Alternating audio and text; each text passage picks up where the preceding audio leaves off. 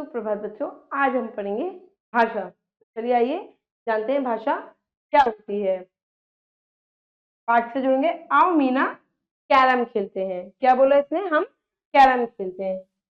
तो मीना ने क्या कहा? हाँ चलो खेलते हैं।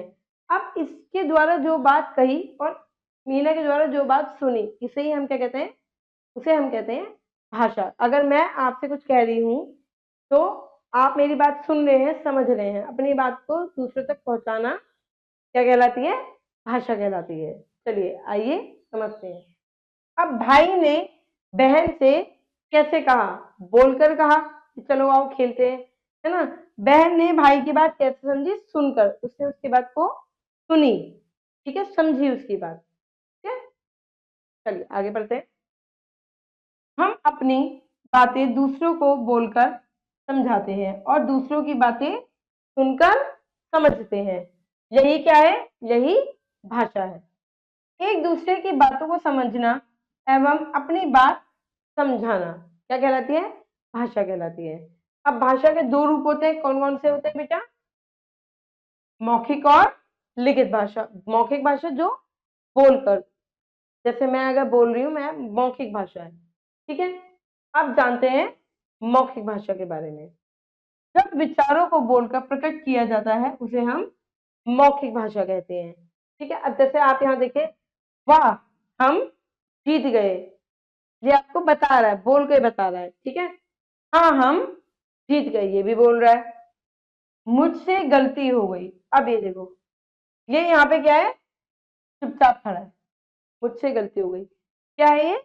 मौखिक भाषा है सब।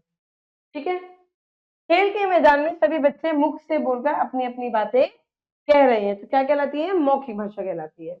बोलकर और सुनना क्या कहलाती है बेटा?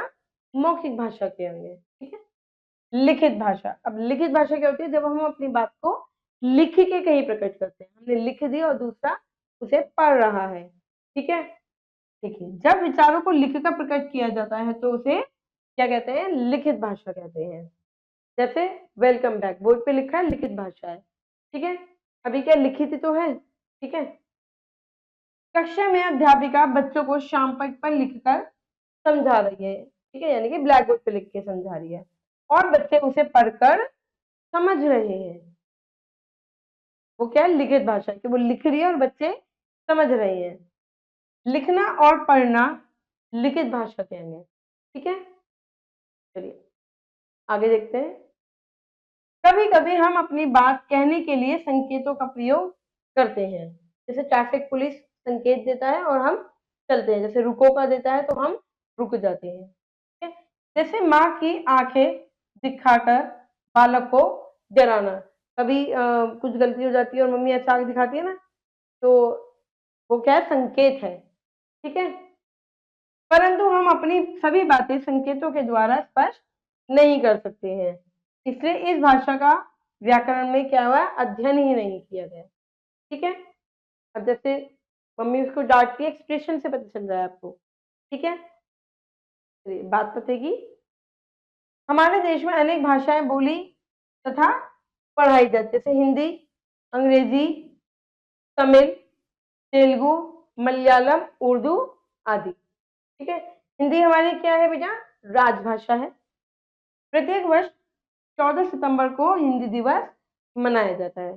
14 सितंबर को, ठीक है, हिंदी दिवस मनाया जाता है। चलिए अब इधर देखिए थोड़ा सा और। बच्चों, पशु पक्षी भी हमारी तरह विचार प्रकट करते हैं, वो भी बोलते हैं अपनी लैंग्वेज में, अपनी भाषा में वो भी बोलते हैं। पशु पक्षियों की भाषा को बोली कहते हैं। इसे वे ही आपस में समझ सकते हैं, जैसे बोली हम नहीं समझ सकते। ठीक है, वो लोग आपस में समझते हैं। जैसे मैं, बकरी करती है ना मैं, और भौंभो क्या करता है? क्या करता है? मियाऊ मियाऊ। मियाऊ मियाऊ कौन करती है?